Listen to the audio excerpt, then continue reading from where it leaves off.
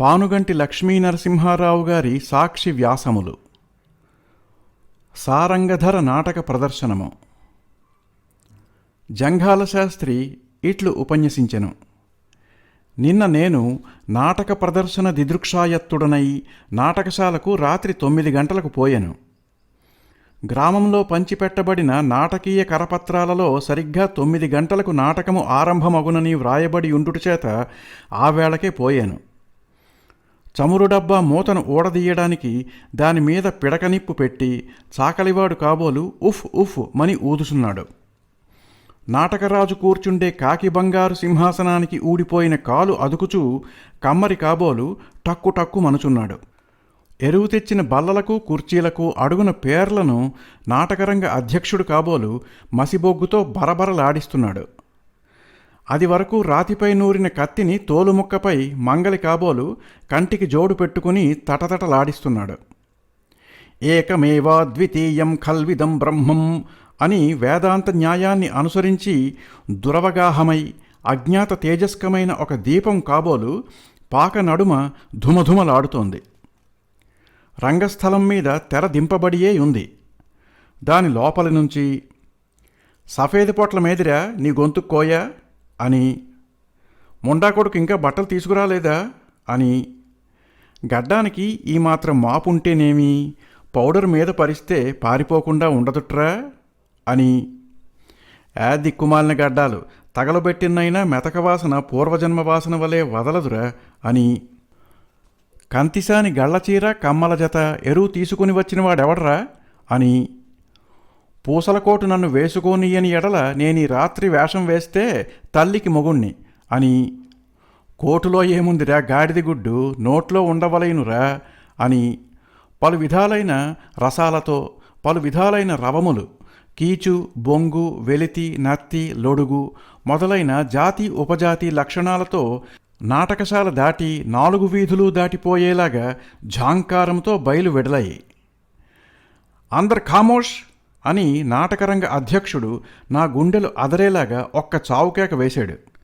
ఇంతలో అంగవస్త్రధారి అయిన ఒక్కడు దళముగా బూడిద పట్టించిన మొగముతో తలకట్టుతాళ్లు మెడపక్కల వేలాడుచుండ కృత్రిమ స్తన సౌభాగ్యాన్ని కుసుంబారవికలో నడిచి బిగించి పైట లేకుండా నోటిలో లొడితెడు చుట్టను సింగారించి త్రిలోకానందకర దివ్యమంగళ విగ్రహముతో తెరప్రక్క నుంచి వెలుపలకు వేంచేసి, ప్రాంప్టింగుకు 2వ పుస్తకం తీసుకుని రాలేదేమి, చావమన్నావా ఏమి, నీ స్టేజ్ మేనేజరీ ఏడ్చినట్టే ఉంది అని తీండ్రించి పలికి, అంతలో నన్ను చూసి అట్టే సిగ్గుపడి చేతులు రవికకు అడ్డు పెట్టుకుని నోటి చుట్టతోనే తుర్రున లోనికి పోయాడు.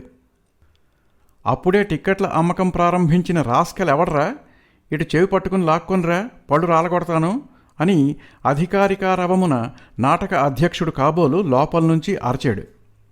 ఇంతలో ఒక తెర ప్రక్క నుండి అరగడ్డం ఒకటి కొంత సందేహిస్తూ వెనక్కు ముందుకు తటపటాయిస్తూ ఉంది. ఇంకొక పక్క నుంచి ఒక బొర్రముక్కులోని 3 పావుల వంతు మట్టుకు మరి ఒక తెర ప్రక్క నుండి లటుకున పొటకరించి అడ్డబాసనున్న కళ్ళకెంపుతో జిగజిగా మెరుస్తోంది.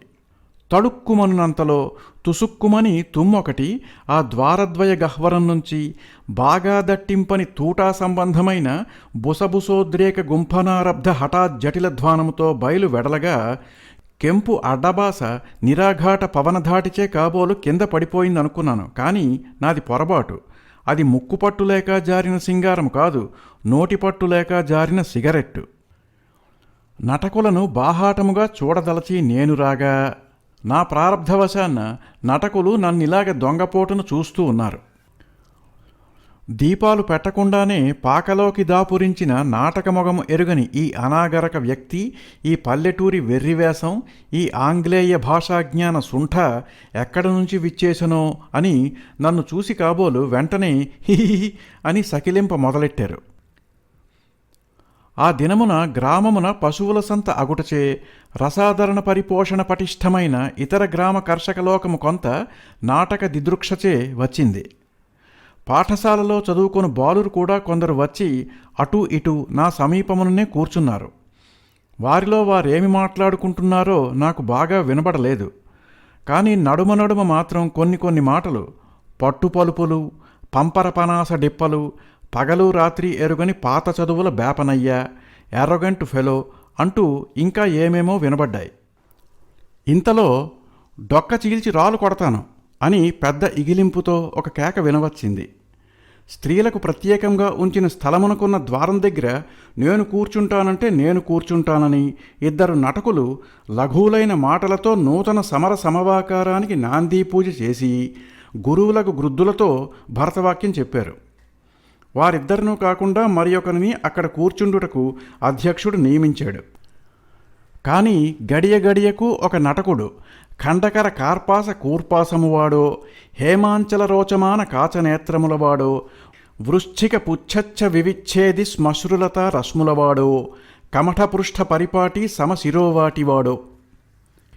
వీటికి అర్థమైతే నాకు సరిగ్గా తెలీదు. బహుశా నాటకంలోని వేషాలకు సంబంధించిన వేషధారణను గురించి అయి ఉంటుంది. ఇలా ఎవడో ఒకడు స్త్రీలున్న ఆ స్థలానికి వచ్చి, మీకన్నీ సరిగ్గా ఉన్నాయి కదా అని, దాహమైతే సోడా సిద్ధంగానే ఉంది అని, మీరు అటూనిటూ పోదలిస్తే ప్రత్యేకంగా మీ సదుపాయం కొరకుంచిన ఆ స్థలానికి పోవచ్చును అని, మీకు కింద భాగాన ఉన్న గోతిని తాటిదూలంతో కప్పి పైన గడ్డి బాగా వేయించి చాపలు పరిపించినా మీకేమైనా గుచ్చుకుంటుందో ఏమో అని భయపడుతున్నానని, ఇలాగే ఏదో ఒకటి ఒక్కొక్కడు ఒక్కొక్క క్షేమ సమాచార వార్తను ఆ కాంతలకు విన్నవిస్తూనే ఉన్నాడు. కానీ ఒక్కడైనా స్త్రీల సౌఖ్యాన్ని గురించి అశ్రద్ధగా నుండలేదు. నవనాగరికతా మాహాత్యం చేత కాంతల ఎడల పురుషులు ఇటువంటి ఆదరణాన్ని, ఇట్టి దయను, ఇట్టి భక్తిని, ఇట్టి గౌరవాన్ని, ఇట్టి విశ్వాసాన్ని, ఇట్టి ప్రపత్తిని కనబరుస్తున్నారు కదా అని నేను ఆనందం పొందాను. ఇంతలో మీరు ఆడతోడును పుట్టలేదా, మీ రూపాలు కాలిపోను, మీ సరసాలు మా ఎదుటనేనా అని ఏమేమో కొన్ని కాంతా కంఠరవాలు వినబడ్డాయి. ఒక్క పరుగున ఎవ్వడో వచ్చి నా పక్కన కూర్చుండిన రక్షక భటాధికారితో, అయ్యా తమ ఆడువారు ఇంటికి పోతామని అంటున్నారు, నటకులు నాట్యాంగనలతో చేసే సరస సల్లాపాలు సంసారిణులకు శ్రవణపుట భేదనములుగా ఉన్నాయి అని చెప్పగా అతడు స్కౌండ్రల్స్ అంటూ అహంకారాన లేచి వారికి అధికారియగు మేనేజర్ని పిలిపించి ఇంగ్లీషు భాషలో ఏమేమో చెప్పాడు. ఆ మాటల్లో ప్రాసిక్యూట్ అని మాత్రం నా చెవిని పడింది. పెద్ద కోనసాని మనుమరాలు నూతనంగా రజస్వల అయి విటలోకాన్ని అట్టుడికినట్టు వేధిస్తున్నటువంటి ప్రసిద్ధ కీర్తి స్వరూపిణి అయిన చిన్న కోనసాని దేహ పరిమళ సౌభాగ్యానికై సంకల్పింపబడి నటకులలో ఒకడి చేత విసిరివైవబడిన కర్రడబ్బీలోని అత్తరువు సీస పక్కన కూర్చున్న రక్షక భటాధికారి వితంతుపుత్రిక యొక్క నున్నని తలపై లింగము మీద చుట్టపీక పడినట్టు పడడం వల్ల ఈ గడబిడ జరిగిందని తెలిసింది. ఇంతలో తల పగిలిన ధ్వని, మొర్రో అని కేకలు వినబడ్డం వల్ల నేను తహతహ పడ్డాను గాని, కొబ్బరికాయని కొట్టి లోపల నటకులు దేవిని ప్రార్థిస్తూ పాడుతున్నారని తెలిసి నాలో నేను నిమ్మళపడ్డాను. ఇంక వేపాకు వేషం వస్తుంది అని నా పక్కన కూర్చున్న ఒకడు నా ఈడివాడే ఉబలాటంతో చెంకలు కొట్టుకుంటున్నాడు. లోని గంట గణగణలాడుతుండగా ఎదుటి తెర పరపరలాడుతూ పైకి పోతూ నడుమ ఏ కారణం చేతో కొంత ఆగిపోయింది. లోనుండి కొందరు నటకులు ఎగుడు దిగుడులను సవరించి జబ్బపుష్టిని ఎటులో దాన్ని పైకి తోశారు. అంతలో ఒక నటకుడు ప్రవేశించి సభకు నమస్కరించి, అమ్మలారా అయ్యలారా, నేను తమతో సెలవీయబో మనవి చేసుకొనబోయేదేమనగా ఈ దినము కాదు ఈ రాత్రి సరిగా 9 గంటలకు నాటకం మొదలు పెడదామని డప్పు ముఖాన వెల్లడించాం. కానీ ఆంతర కారణములచే కారణాంతరములచే అలా జరపలేకపోయాము. కావున మీరు క్షంతవ్యులు. కాదు మేమే కాబోలు అని పలికిపోయాడు. ఇప్పుడైనా త్వరగా ఆరంభించకపోతే మీరు హంతవ్యులు అని ఎవడో సభ నుంచి కేక వైచగా, చుప్రహో అని తెరచాటు నుండి మరో కేక వచ్చింది. వేపాకు వేషం ఈరోజు రాదు కాబోలు అని నా పక్కనున్నవాడు బెంగ పెట్టుకున్నాడు. అంతటా గ్రామ సంచారమున కృతార్థులయ్యి 4 రక్షక భటులు టిక్కెట్లు లేకుండా లోపలికి వచ్చారు. వారి నెత్తిపాగల ఎరుపును బట్టి, చేతిదుడ్ల నలుపును బట్టి, పడమటి చెప్పుల కిర్రును బట్టి వారికి ఈ అనన్య సామాన్య గౌరవం కలిగిందని విన్నాను. ఆనాటి రాత్రి సారంగధర నాటక ప్రదర్శనం. ఆలస్య కారణమున నాందీ ప్రస్తావనలు విడవబడ్డం వల్ల ఆ నాటక కవి ఎవడో తెలియలేదు. గ్రామంలో పంచిపెట్టబడిన కరపత్రాల్లో కూడా కవి ప్రశంస లేదు. మొదటి అంకమున రాజరాజ నరేంద్రుడు అతని ప్రధానుడు ఉద్యానవనంలో ప్రవేశించి వేదవిహిత కర్మాల గూర్చి, వర్ణాశ్రమధర్మ పరిపాలనము గూర్చి, జనుల క్షేమాన్ని గూర్చి, కర్షకుల పంటలను గూర్చి, ధాన్యముల ధరను గూర్చి ముచ్చటించుకున్నారు. రాజకార్య విముఖుడై విలాసముగా ఉద్యానవనంలో ఉన్న రాజునకు ఈ సంభాషణమెందులకో నాకిప్పటికీ బోధపడలేదు. అంతలో చిత్రాంగి ఒక దాసి అక్కడికి వచ్చారు. వాళ్ళక్కడికి ఎందుకు వచ్చారో వాళ్ళకి తెలీదు, వాళ్ళని పుట్టించిన బ్రహ్మకి తెలీదు. అంతటా రాజు తొందరతో లేచి ప్రధానుని చెయ్యి పట్టుకుని, చూచితే దాని సొగసు చూచితే నాచువంటి కేశచయము త్రాచులాగు వెనక వ్రేలు చూచితే అని కాలితో తాళాన్ని దాటిస్తూ పాడాడు. ఈ కీర్తననే ఫిడేలు మీద తెరలో ఒకడు వాయిస్తూ పాడుతున్నాడు. నేను తెల్లబోయి కూర్చున్నాను. కాంతలయందలి అత్యంత అనురాగము ఒక్కొక్కప్పుడు మనుషులను తాత్కాలికముగా కవులను చేయగలదని, అట్టివారు తాము వలచిన వారి సౌందర్యాన్ని గానమొనరుస్తారని నేను విన్నాను. అట్టి మార్పేదైనా ఈ రాజులో కలిగిందేమో అని సర్దుకొని ఊరకున్నాను. ప్రధానుడు ఆ కీర్తననే దొరకపుచ్చుకుని, చూచితిన్ దాని సొగసు చూచితిన్ మిన్ను వంటి నడుము గల్గు చిన్ని చనుల వన్నెలాడి చూచితిన్ అని ప్రత్యుత్తరమిచ్చాడు. నేను వలచిన కాంత అవయవాలను నీవలా వర్ణిస్తావా అని మహారాజు కోపోద్రేకాన ప్రధానుని ఒక్కటి ఈడ్చి దవడపై సాగదీసి కొడతాడేమో అని నాకు ఒడలు కంపించిన మాట సత్యం. కానీ రాజునకు అటువంటి ఔచిత్యమూ లేకపోయింది, ప్రధానుడికి అటువంటి భయమూ లేకపోయింది. నన్నయ భట్ట కవిచే భారతాన్ని కృతినందిన ఆచంద్రార్క కీర్తిరాశి అయిన రాజరాజ నరేంద్రుడు తాను వలచిన దాని అంగములను చూడమని ప్రధానునకు తాను చూపించునంతటి మతిమాలినవాడు ఎప్పుడయ్యాడు చెప్పమా అని. పోనీ రాజు బలాత్కారముతో చూసిన అవయవాలేవో చూసి హరిహరి అని లోపల స్మరించుకుని నోరు మూసుకుని ఊరకుండక ఇతర రహస్యావయవాల వర్ణన కూడా లయ తప్పకుండా లంకించుకొనడానికి వేగిదేశాన్నంతనూ బాగుగా విస్తార యశస్సమృద్ధిని పరిపాలించిన ప్రధానుడు అంత వెర్రిముండ కొడుకా అని ఒడలు జలధరించింది. రాజు ప్రధానుడు ఇలా పనిలేక పాడుకొనుచున్న పాటలు విని వారు మతిలేకనేయున్నారో లేక తాగియే ఉన్నారో, తమను ఎక్కడ ఒడలు తెలియని వెర్రి తిమ్మిరిచే కొడతారో అని కాబోలు చిత్రాంగి సఖి పారిపోయారు అని నేను అనుకొనవలసి వచ్చింది. వారు రావడానికి కారణం ఊహ్యమైనప్పుడు పోవడానికి ఎలా కాదు? అంతటా శ్రాద్ధయోగ్యమైన రాజప్రధానుల సంభాషణములో చిత్రాంగి సారంగధరునికి భార్యగా తేబడినది అను అంశము తేలింది. కాని రాజు ఆమెను తానే వివాహము చేసుకొని నిశ్చయించుకున్నాడు. ఇంతటితో మొదటి రంగం ముగిసింది. రెండవ రంగమందు రాజరాజ నరేంద్రుని వివాహము. ఢంకాభేరీ వాద్యముల భాంకారములతో, కవుల స్తోత్రపాఠముల ఝాంకారములతో, నాట్యాంగనల గాజుల గజ్జల క్రేంకారములతో, భట్టుల చాటుపాఠక ఠాంకారములతో, మల్లుల ముష్టియుద్ధ హుంకారములతో, మదగజఘటల ఘీంకారములతో, సంభావన బ్రాహ్మణుల అహంకారములతో, పల్యంకికావాహకుల ఓంకారములతో బహువైభవముగా జరిగినందుకు సంతోషించాను. మూడవ రంగమందు రాజరాజ నరేంద్రుని నగరు పెండ్లి అనగా సంస్కృతంలో పునఃసంధానం. దివ్యముగా అలంకరింపబడిన ఆ శోభనపు గదిలో నిలువుటద్దముల నడుమ, అత్తరు పన్నీరు బుడ్ల నడుమ, ప్రసవ కుండికల నడుమ, ఫలహారపు పళ్ళెరముల నడుమ ఈ ప్రభువు పాడిన కీర్తనలు, వేసిన తైతక్కలు ఆ పరమాత్మునికే ఎరుక. అంతలో నిష్కారణముగా విరహమట. మొదట ప్రవేశించినప్పుడు బాగుగానే ఉన్నాడు. విషూచివలే అతన్ని ఆకస్మికంగా పట్టుకొని గిరగిర తిప్పి నేల కొట్టింది. అంతట ఈ మహారాజు చిత్రాంగి కొరకు గాజుబొమ్మల కాళ్ళు పట్టుకుని, కర్రలేళ్ల కన్నుల ముట్టుకుని, లక్కచెట్ల తాటిపండ్లు లాగి, పళ్ళెరములలో పెట్టిన బనారసు కాజాలను పండ్లతో గట్టిగా పట్టి, వడివేసి, చప్పళించి, లొట్టవేసి, యదుకుల కాంభోజి రాగములో ఏకతాళములో ఏడ్చిన ఏడుపులు హరహరా పగవానికైనా వలదు. వహ్వా వహ్వా వన్స్ మోర్ అనుచు సభికులు మహా సంతోష సముద్రమున ఓలలాడుతున్నారు. ఇలాగ రాజు పున్నాగవరాళిలో పొదా సదా సుదాతి చూపవే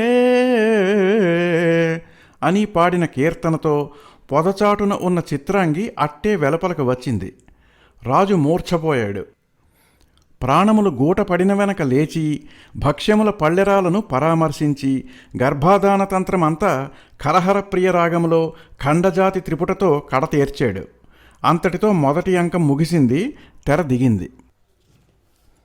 రెండవ అంకము మొదటి రంగమున సారంగధరుడు, మంత్రిపుత్రుడు, మరికొందరు బాలురు ప్రవేశించారు.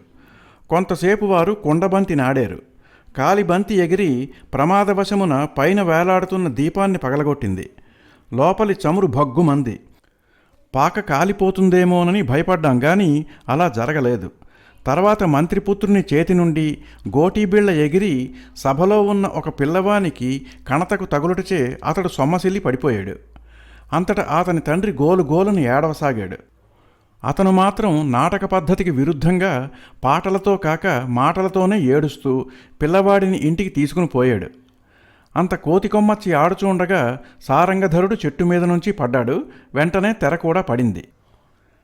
ద్వితీయ రంగారంభమున మంత్రిపుత్రుడు, సారంగధరుడు పావురాలను ఎగరవేస్తూ ప్రవేశిస్తూ ఇలా పాడారు.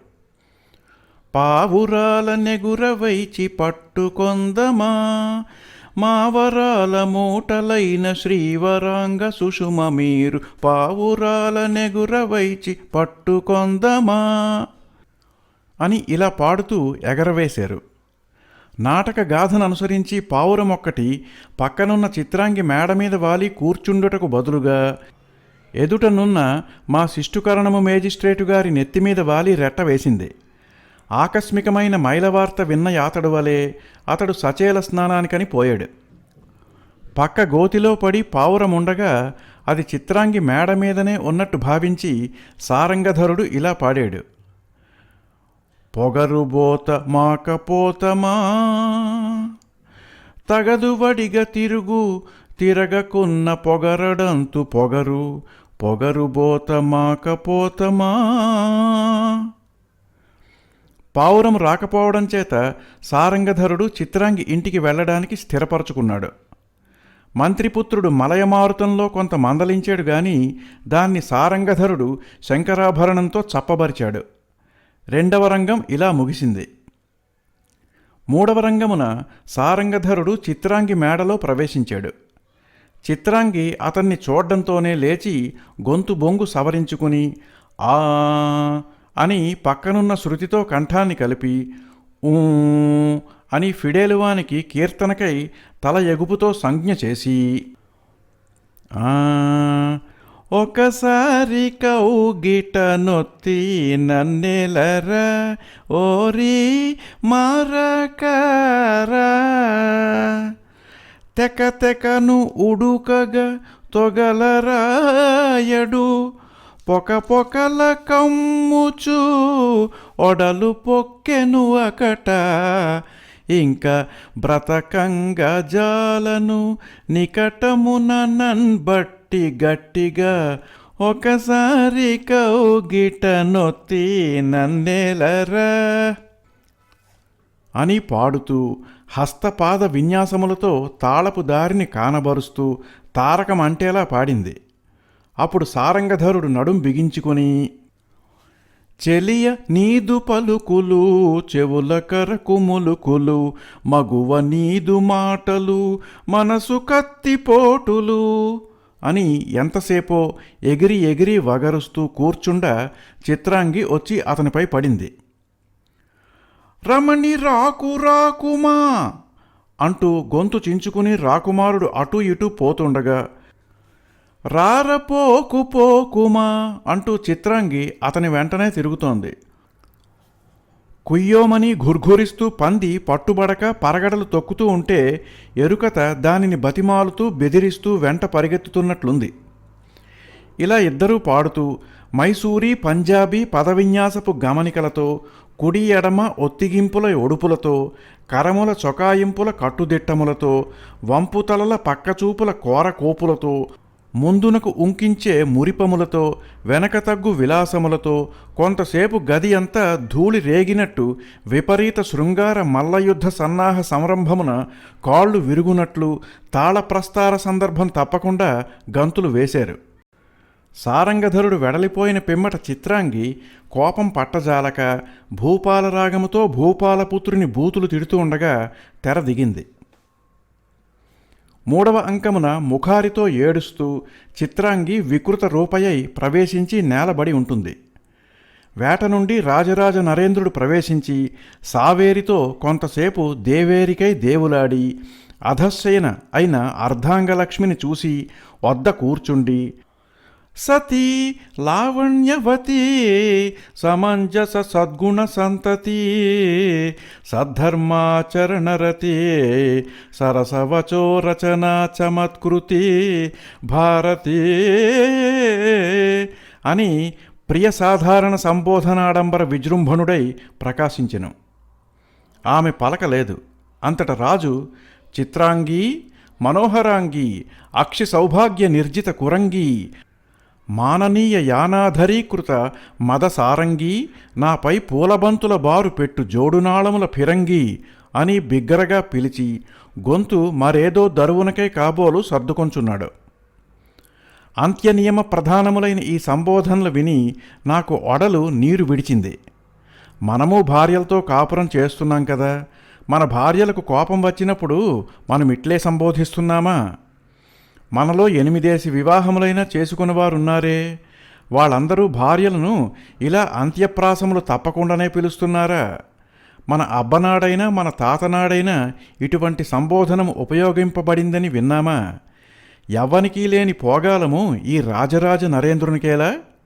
వీనికి ఎన్ని ఏళ్లు వచ్చినవి, ఎంత దేశమునకు అధికారమున్నది, ఎంత భాండార సామగ్రి ఉన్నది, ఎందరు బుద్ధిమంతులను సభాస్థానమును సేకరించాడు, ఎన్ని గ్రంథములు చదివాడు, ఎన్ని కృతులు అందాడు. అయ్యయ్యో, ఎంత నిర్భాగ్యుడైపోయాడు, ఎంత ప్రాపంచిక జ్ఞాన శూన్యుడైపోయాడు. తుట్టతుదకు కట్టుకొన్నదాన్ని పిలుచుటయైనా చేతకాని చచ్చు పెద్దమ్మలలో అగ్రతాంబూలానికి సిద్ధమయ్యాడే. ఆహా, వీనికి మతి లేదా, మనుష్యత్వమే లేదా? పాటతోనే గాని మాటలాడడే, ఎంత మహాకర్మము దాపురించింది అని నాలో నేనేమో అనుకొనుచుండగా రాజరాజ నరేంద్రుడు, నీకు కోపం బేల నాకు చెప్పుము నాతీ అనగా అది వరకు మాటలకు లొంగని కాంత పాటకు స్వాధీనయ్యి పై అర్ధపాదమును నా తోడ పలుకకో భూతలేశా అని అంది. రాజు, నిన్ను ప్రాణసమముగానే చూచుకొంటిని. చిత్రాంగి, నేను నీ ఇల్లాలగాను బొమ్ము. రాజు, రత్నాంగి విడిచి నీ ప్రాపు చేరినవాడా. చిత్రాంగి, నేను చచ్చితినంచు నెంచుమింకా. రాజు, బిగువైన కౌగిట పెనచి ముద్దీయవే. చిత్రాంగి, కోడలనంటకో కుతలనాథ. రాజు, కోడలంటివి అది ఏమి కోమలాంగి. చిత్రాంగి, కొడుకు ఉంపుడు కత్తె కోడలన తగదే. రాజు, ఏమి వానిని తెగవేతు నీ క్షణంబా. చిత్రాంగి, నన్ను చంపుము మామయ్య మన్నురేడా.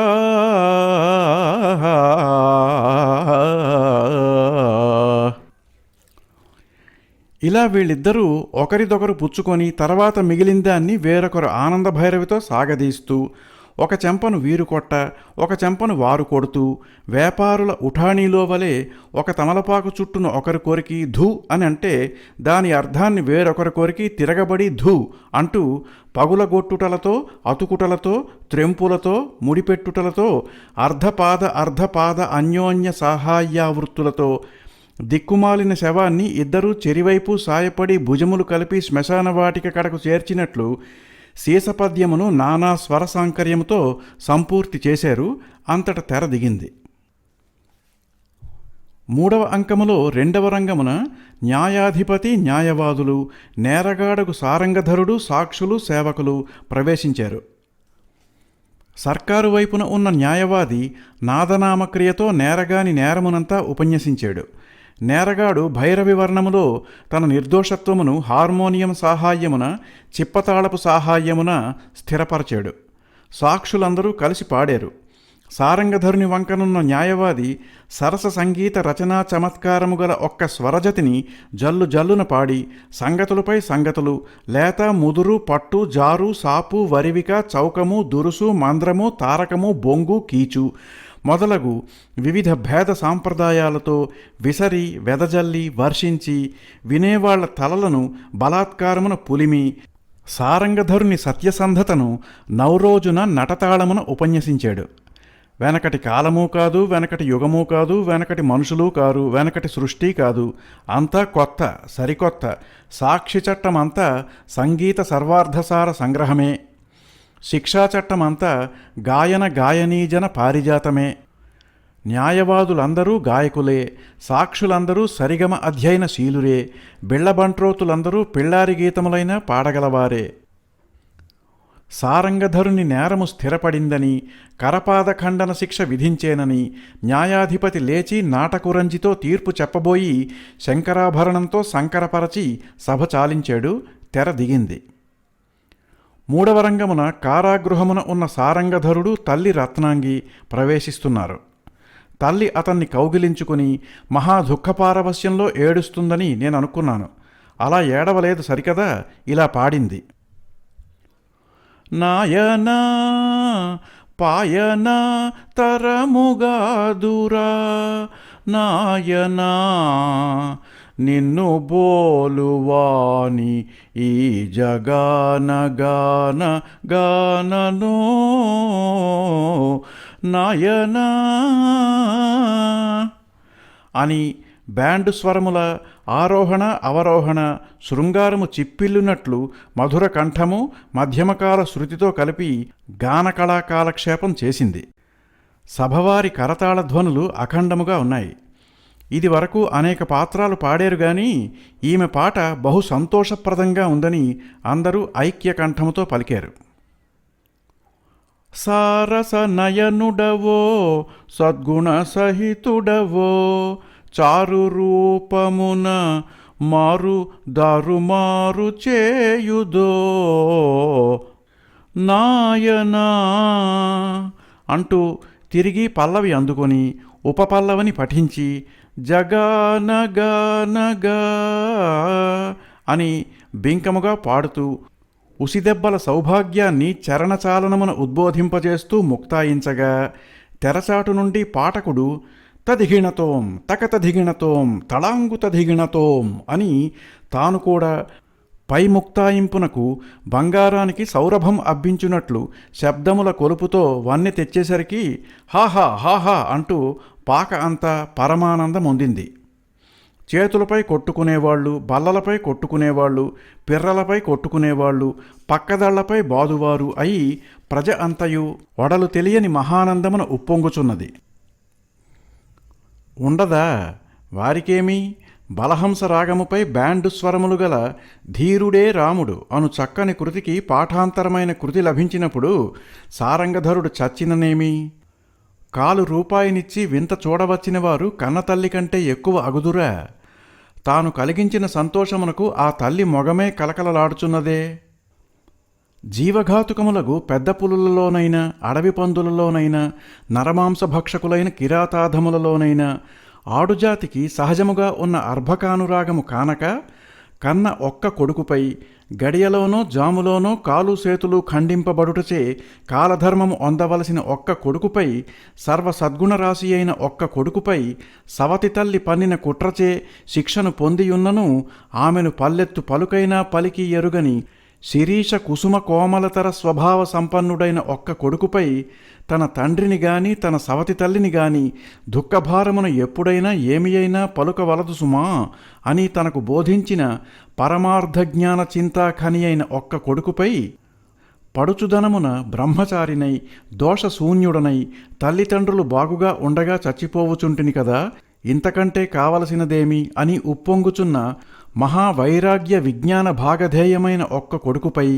నవమాసములు మోసీ కాంచిన తల్లి అయిన రత్నాంగికి, మగని కోత సవతి రోత కలిగిన రత్నాంగికి, కొడుకును చూచుకుని సంతోషించుట కంటే వేరు వేడబమే లేని రత్నాంగికి, కత్తి కోత కంటే కాలసర్ప దశన ఘాత కంటే గహనాగ్ని కీలికా సంహతి కంటే కడుపు చిచ్చే భరింపరానిది అయి ఉండదగిన రత్నాంగికి అదరూ లేదు, బెదరూ లేదు, మొగమున దైన్యమూ లేదు, కంట నీటి చుక్క లేదు, గొంతుకలో బిగింపు లేదు, గుండెలో దడ లేదు, లోక సంగ్రహార్థమైనను ఏడవవలయను అను చింతయైనా ఏమీ లేదు, ఏమీ లేదు, ఎంతమాత్రమూ లేదు, మొద్దు మొరడు.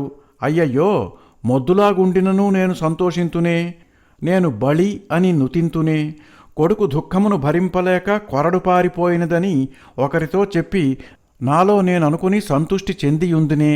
అయ్యయ్యో, ఆ మాత్రం అవకాశమైనా కలుగునీయకుండా ముద్దులొలుక పాడుచున్నదే, ముక్తాయించుచున్నదే. ఆహా, ఇది ఎంత ప్రారబ్ధమో! అందర తల్లులు ఇట్టి వారైనా ప్రపంచము ఒక్క పగటిలో ప్రళయావస్థ నొందియుండునే. అంతటా సారంగధరుడు ఒక్క కీర్తన పాడినాడు. దానితో 3వ అంకము పూర్తి అయినది. 4వ అంకము ప్రథమ రంగమునకై తెర ఎత్తబడగా సారంగధరుని మరమంచము మీద పరుండబెట్టి 2 తలారులు గండ్రగొడ్డళ్లతో కాలు చేతులు నరుకుచున్నారు. ఆ రాజపుత్రుని దీక్ష పరాకాష్ఠ ఏమోగాని అట్టి భయంకరావసాన సమయమునందైనా ఆ బాలునకు రాగము ఎక్కడ సంకరమగునో తాళము ఎక్కడ ధ్వంసమగునో అను మహాందోళనమే గాని మరి ఏ చింతయూ లేదు కదా. అతని చేతులను తలారులు ఖండించుచుండగా అతడు పాడుచున్న ఎదురెత్తు లయగల పాటలో తాళమెక్కడ చెడిపోవునో అని కాలిమడమతో మంచపు పట్టె మీద తాటించుచునే ఉన్నాడు. తాళము పోవు బాధ ప్రాణము పోవు బాధ కంటే ఎక్కువది కదా. లయ బ్రహ్మమని చెప్పుటచే తాళము చెడగొట్టిన బ్రహ్మహత్యాదోషము సిద్ధింపదా. తెర తన ఇష్టానుసారము అప్పుడు దిగెను. 5వ అంకమున మీననాథుడు ప్రవేశించుట, అతడు సారంగధరుని బ్రతికించుట, తరువాత కుమారుని తల్లిదండ్రులతో కలుపుట మొదలైన కథాభాగాలన్నీ ఏకైక చరణ ధురీణములగు చిన్న చిన్న పార్షిమట్లు గల పాటలతో, ఆంధ్రీకరణమొందిన టుమ్రీ టప్పాలతో, పాటకు మిక్కిలి ఉపయుక్తములగు వింత వింత వృత్తములతో, పల్లవి మార్గపు బందుకట్లతో, చౌకపు మార్గపు కారు కమ్మెచ్చుల తీగ సాగింపులతో ముగింపబడ్డాయి. నాటక ప్రదర్శనము పూర్తి అగుటచే జనులు లేచిపోయారు. రూపకాలోకమున మనస్సు మిక్కిలి చెడడం వల్ల శేషించిన రాత్రి బొత్తిగా నాకు నిద్రలేదు. సోదరులారా, ఇంత వింత నాటకాన్ని చూచి పాపము శాంతించునుగాక, పాపము శాంతించునుగాక అని లెంపలు వేసుకున్నాను. సూనదుడు మేకల గొంతుకలను పరపరా కోస్తుండగా మనసు చెదరకుండా చూడవచ్చు. గొడ్డలి పుచ్చుకుని గొడ్డు తలను బళ్ళున పగలగొట్టి చర్మమొలిచి మాంసాన్ని ఖండఖండాలుగా చేస్తూ ఉంటే కంట తడి పెట్టకుండా చూడవచ్చును. కత్తుల వ్రేటుతో, బల్లెపు పోటులతో, తుపాకీ గుండ్లతో, ఫిరంగి ఉపద్రవాలతో మహాసంఘమరణమొందిన జనుల కళేబరాలు నెత్తుటి వరదలపై తేలి కొట్టుకొని పోవుచుండగా గుండె కొట్టుకొనకుండానైనా చూడవచ్చును. కానీ ఉచితజ్ఞతాశూన్యుడైన కవి కలము మొనతో ప్రకృతికాంతను హృదయకోశమును పొడిచి చంపి చర్మమూడదీసి సంధులు విరగ్గొట్టి నరాలను త్రెంపి రక్తమును త్రావి పచ్చిమాంసపు కండలను నోట పెట్టుకుని నడివీధికెక్కి తైతక్కలాడుతూ ఉండగా చూస్తే ఒడలు చావవలసిందే, కన్నులు లొట్టపడిపోవలసినదే, గుండెలు బ్రద్దలయ్యి నీరు కారవలసినదే. కన్నున్నవానికి, మెదడున్నవానికి, హృదయమున్నవానికి ఇంతకంటే భయభీభత్సప్రదమైన దర్శనమేమీ లేదు. మనము ఏ పూర్వజన్మ పుణ్యలేశముననో మనుషులమై పుట్టేమే, అన్నము తింటున్నామే, గుడ్డ కట్టుకుంటున్నామే, పెళ్లి చేసుకుంటున్నామే, పిల్లలను కనుచున్నామే, మనసులోని ఊహములను మంచి చెడ్డలు ఎరిగి వెలువరించుచున్నామే. వంట ఇంటిలోనికి పోయి మన భార్యలతో ఎప్పుడైనా బీరకాయ వేకూర చేయవే సరిగమగరి బీర రవ పులుసు వేసి బీరకాయ అని సాయంతన పాక సామగ్రి సందర్భమును సంగీతములో వెల్లడించి ఉన్నామా? అలాగే చేసి ఉంటే మన ఇరుగు పొరుగువారు మన చేతులు కాళ్ళు కట్టి తలలు నున్నగా గొరిగించి నిమ్మకాయ పులుసుతో రుద్ది బెత్తముతో మోది ఉన్మత్తశాలలకు పంపించి ఉండరా? అజ్ఞాన స్వరూపమైన గుడ్డైనా కడుపు నొప్పి రాగా క్యారు క్యారున ఏడుస్తుంది గాని సరళ స్వరం పాడుతుందా? పొయ్యి అలుకుతూ ఉండగా తేలుచే కుట్టబడిన వనిత మొర్రో మొర్రో అని ఏడుస్తుంది గాని ముఖారిపాడి తాండవిస్తుందా? అలాగే చేసి ఉంటే తేలుమాట అటుంచి దెయ్యపు బాధ అని చెప్పి చీపురు కట్టలతో వీపు తట్లు తేర చావకొట్టి ఉండరా? కన్న కొడుకు మరణింపగా తల్లి తల కొట్టుకొని ఏడ్చి ఏడ్చి కొయ్యవారిపోవలసినది గాని మొల కట్టుకొని ఉత్కంఠమున పాడి పాడి ముక్తాయించి తీరవలసినదే? దూడ చచ్చిన ఆవైనా దిగులుపడి డిల్లపడి గడ్డిమాని నీరుమాని దూడను ముట్టెతో స్పృశించి కంట నీరు పెట్టుకుని తహతహచే గింజుకొని అంబా అని అరచునే. మనము అంతకంటే అధమస్థితిని ఉండవలసి వచ్చెనే. ఎంత మహాప్రారబ్ధము పట్టినది! పాట కొరకే మనము అప్పుడప్పుడు పాడుకుంటున్నాము, పాడించుకుంటున్నాము. కానీ ప్రాపంచిక సర్వ వ్యాపారములను పాటలతో కాక మాటలతోనే మనము నిర్వహించుకొనుచుంటిమని మనమందరూ ఎరిగిన అంశమే కదా. ఇట్టి మన సాంసారిక వ్యాపారములలో, రాజకీయ వ్యాపారములలో, ఆముష్మిక వ్యాపారములు మొదలగు అన్ని వ్యాపారములలో మనము మన సంబంధులందరితో సంభాషించిన సంభాషణకు, చేసిన చేతలకు, నడచిన నడతలకు, తలచిన తలపులకు ప్రత్యక్షమైన స్వచ్ఛమైన ఆదర్శముగా ఉండవలసిన నాటకములలో ఈ దరువులేమి, ఈ తాండవములేమి, ఈ పాటలేమి, ఈ ఆటలేమి, ఈ అటుకుల దంపులేమి, ఈ మిడిమేళములేమి! ఆహా, మనుష్యత్వము పశుత్వము కంటే ఏడాకులు తగ్గిపోయినదే. ప్రపంచం తలక్రిందులైనదే. ప్రకృతిని మంటపెట్టితిరే. ఏమి? ఎలాగా? రోగశయ్యపై రాగాలాపాల, ప్రభు సభామధ్యమున పల్లవి దబాయింపుల, భార్యల పక్కలలో పాఠాంతరములొందిన జావళీల, తండ్రిగారి దర్భశయ్యపై దానపు బజాయింపుల, కత్తి కంఠముపై కసిక్కున పడబోవుచుండగా కారువా తీరికల. ఓహో ఓహో, కాళిదాసుడు మన దేశమున పుట్టినవాడే కదా. షేక్స్పియరు నాటకములు చదివినవారమే కదా. కన్నులు పెట్టుకొని నిత్యము ప్రకృతిని చూచుచున్నవారమే కదా. ప్రశస్త కవులకు విరోధముగా, ప్రకృతికి విరోధముగా మనము ఇటులేల వ్రాయవలయును. చేతకాదందురా పోనిండు, ప్రకృతి గొంతుక నులిమి గ్రంథమును వ్రాసి ప్రజను బాధపెట్టనేలా? నాయన్లారా, కవిత్వమే చెప్పిన గాని కాలము గడవదా? బ్రతుకుటకు ఎన్ని సాధనములు లేవు, చేసికొనుటకు ఎన్ని పనులు లేవు. అయినను కవిత్వము వలన ఈ దినములలో జీవనము గడచునా? ఎట్లయినను నాటక కౌక్షేయకమున ప్రకృతిని చంపిన బ్రహ్మహత్య కూడా మనకెందులకు? ఇక మీరు కవిత్వమును మానండి, నేను ఉపన్యాసమును మానుతా. అప్పుడు వాణీదాస కవి ఇలా అంటున్నాడు: మీరు చెప్పిన ధోరణిని బట్టి నాటకంలో వచనమే గాని పద్యమైనా ఉండకూడదన్నట్లు స్పష్టమగుతున్నది కదా. జంఘాల శాస్త్రి: కాదన్నవారెవ్వరు? వాణీదాసుడు: కాళిదాసాదులు తమ నాటకములలో శ్లోకములు చేశారు కాదా? జంఘాల శాస్త్రి: వారెందులకు అలా చేశారో, ఎట్లు చేశారో అది ఎంతయు ముందరి ఉపన్యాసముల్లో చెబుతాను. విషయము బహు విపులమగుట చేత ఒక్క ఉపన్యాసంలో సర్వము పూర్తి అవుతుందా? నాటకశైలి ఎలా ఉండవలెనో, పాత్రౌచిత్యమనగానేమో యుక్తి ప్రతియుక్తి వైఖరి ఎటులుండవలయనో, నాటకంలో పద్యాలు ఉండవచ్చునో లేదో, ఉండిన ఏ పద్యములు ఎలా ఉండవచ్చునో, శుభాంత కష్టాంత నాటకముల తారతమ్యం ఎట్టిదో, ఈ మొదలగు అంశములను ఇంకా క్రమముగా నాకు తోచినట్లు మనవి చేసుకుంటాను. ఆలస్యమైనందుకు క్షమించండి.